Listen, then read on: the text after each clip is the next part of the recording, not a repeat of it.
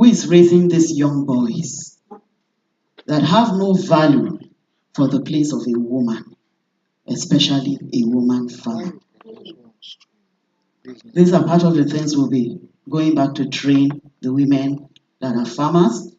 They are farming today. They are being attacked by men, boys, but they gave birth to these ones. So there are things that must be on land. There are things that they will have to relearn. So I go to my presentation. Excuse me, I'm sorry for breaking protocol. I just want to speak to my group. No, I don't. Please, you are going to have to do your and randomly coming from state for this training. Anybody that comes, including what is there next week, we all know this. So this is not our usual convention. See that there is no today. Already we have done that. This is serious training business. Serious business because I'm sure like I am tired. You're tired of having to ask for you don't have support your women. Nothing stops every woman in this sector to be financially okay. So this is a serious business. And please let's pay attention. I have to grab that. Thank you.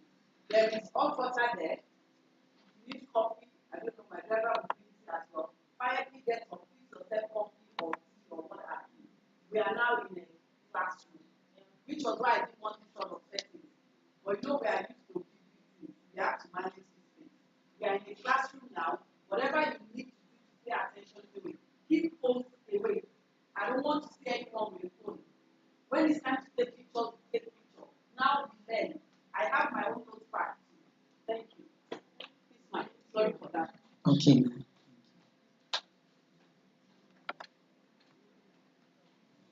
Media, you can go ahead. Yes, please, ma'am. Okay. We are here for the program. It's a Train the Trainer seminar, and it has been organized by NWAPD with the topic emphasizing the urgent need for resources, for support, and preventive control to address gender-based violence affecting women and youths in agricultural sector. Sorry, there's another one before this. There's a presentation before this is second presentation.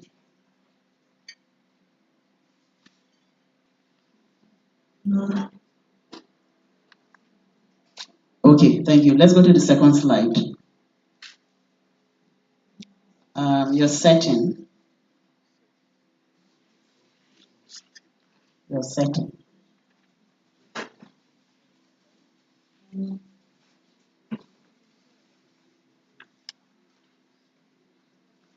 Okay, while they're working on the setting,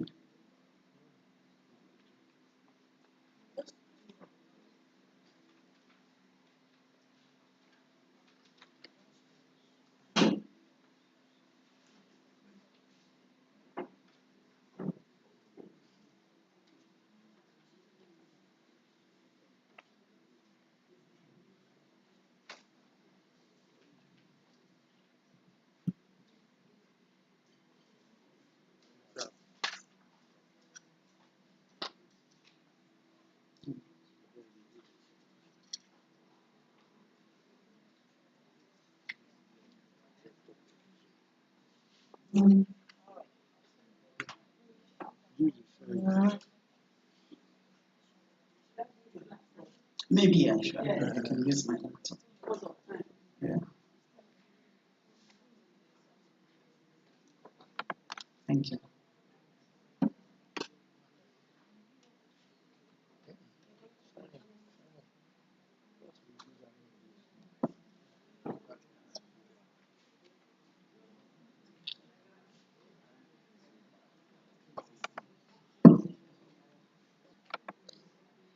For even carry television come, they better.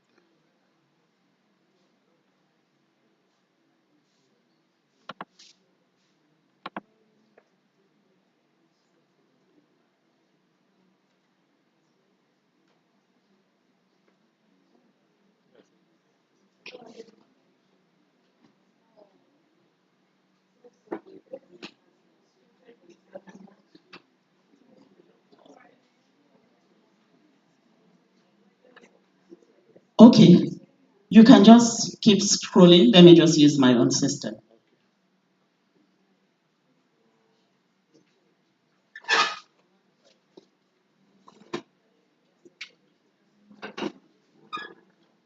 Agriculture in Nigeria, we see from NBS 2021 that it employs approximately 70% of the population as women, and these women contribute significantly to animal and food crop production.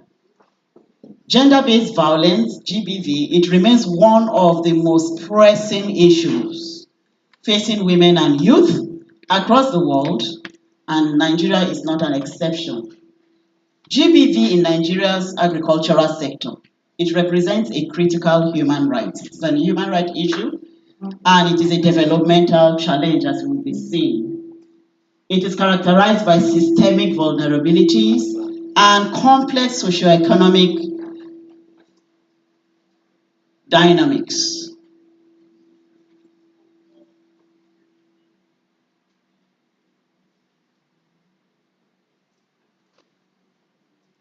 Now, I want us to look at understanding GBV in Nigeria, understanding gender-based violence. This is okay now. This is okay. Understanding GBV in Nigeria's agriculture sector. The next slide. We will look at the prevalence and context in understanding GBV. Prevalence and context tells us that Nigerian women aged between 15 and 49 years of age, they have experienced physical or sexual violence. This is a very high statistics. Agri communities exhibit violence, and these rates approximately are 42% higher than the urban settings. In the rural areas, they exhibit violence rates which is 42% above the urban settings. So why is this so? We will see that. Then we'll look at the economic impact of GBV. Violence and discrimination in agricultural settings undermines productivity and economic development and growth. And then the World Bank emphasizes that GBV negatively affects Nigeria's development, as survivors are unable to fully participate in the labor market, which is the truth. Now, this widespread prevalence that we have seen, age 59 to 49 years, in the Nigerian agri sector has far-reaching consequences. It hampers the ability of women and youth to fully engage in and contribute to agricultural productivity. How do we address this issue? The need for resources, the need for support and prevention. It cannot be overemphasized. The Nigerian government, the international bodies, the civil society, the non-governmental organizations, the private sector, they must all come together because the approach to address this is multifaceted. Increasing the availability of resources for victims of violence, supporting the empowerment of women and youth in the sector, and implementing effective prevention strategies. Interventions to address GBV. Now, these interventions we will look at in line with the topic, resource allocation for victims of GBV. First and foremost, Nigeria must ensure that resources are allocated to support victims of GBV in the agri sector. They must fund initiatives. In funding of initiatives such as training programs to empower women and youth. Now, in funding initiatives, a lot of these women and the youths are displaced who happen to be victims of GBV. And in their being displaced, there is no form of productivity that can come out of them. So initiatives such as shelter homes, initiatives such as counseling, initiatives such as empowerment that will be given to these victims should be put on ground by all agencies. Training programs to empower women and youth. As long as we are human beings living on this planet Earth, there are things that we'll just keep learning. And so trainings are platforms that avails our farmers, women and youth, to learn new technologies and new ways of doing things. We must develop infrastructure for reporting and addressing GBV. We must develop those infrastructures. Infrastructures for reporting gender-based violence. They can be different going across different sectors. The structure, the infrastructure needed at the home level, at the family level for domestic violence may not necessarily be that same infrastructure that is needed by a rural woman who is farming in the rural area. One key infrastructure which cuts across all forms of gender-based violence reporting will definitely be the legal platform. But then we are going to look at specific infrastructure that addresses women in agriculture.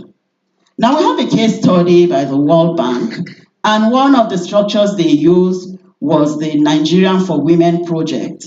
And here they integrated GBV prevention with economic empowerment strategies.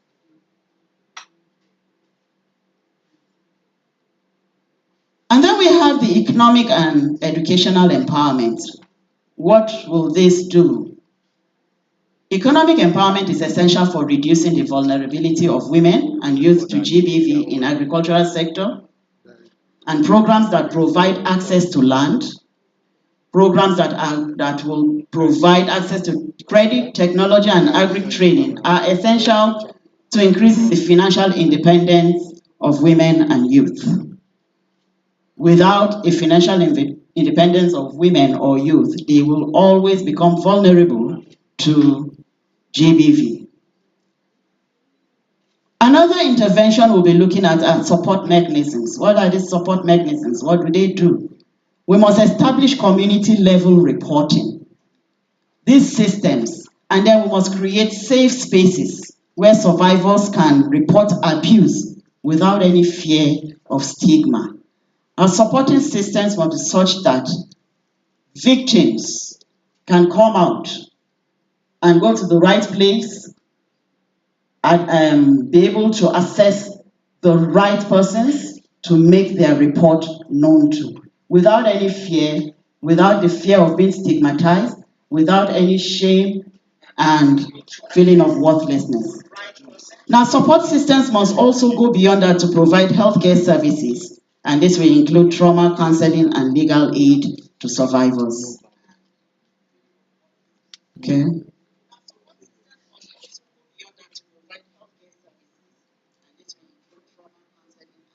One of the proactive interventions we will also be looking at is what we call the preventive action and community engagement. We already know that GBV exists. And so most of the things we should be doing should be preventive and should be proactive. We come up with policy reforms.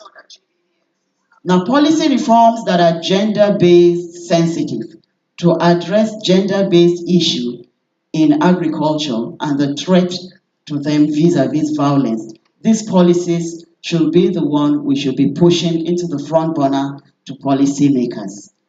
But we need information from the field to begin to push such information that will come out as policies. Awareness campaigns. Awareness campaigns must be built. And most of the time we think that our awareness campaigns is just to make women farmers or youth aware of gender-based violence, aware of their rights and all that. But awareness campaigns goes beyond campaigns of GBV to women make and youth. We will be going further. You'll be seeing that awareness campaigns should go as far as policymakers. We should make those campaigns, policymakers, we should make those campaigns to even our judicial forces. We should make those campaigns to the police, the security forces that are on ground. They should also receive such campaigns. Then capacity building of our women and our youths. We have said that as long as there's no financial authority, no financial autonomy for a woman or a youth, they remain vulnerable to GBV. So we must build their capacities in every form of trade, capacity in trading, capacity in sustainable farming, and capacity in even marketing options. This should be built for women. And then we have collaboration across sectors. We cannot do it alone. We have talked about interventions that must be multifaceted. And so we must collaborate. We've been talking about collaboration here since morning. Collaborate with public-private partners that will amplify efforts to tackle GBV. Next slide.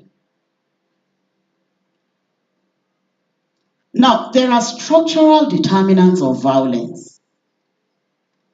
There are things that determine violence. Now, when you go to the field and you begin to ask, you will find, you will hear some strange things. Because something that is probably not even captured in literature, because the research or the literature we have is based on some particular location or some particular locations that has not really addressed your own location.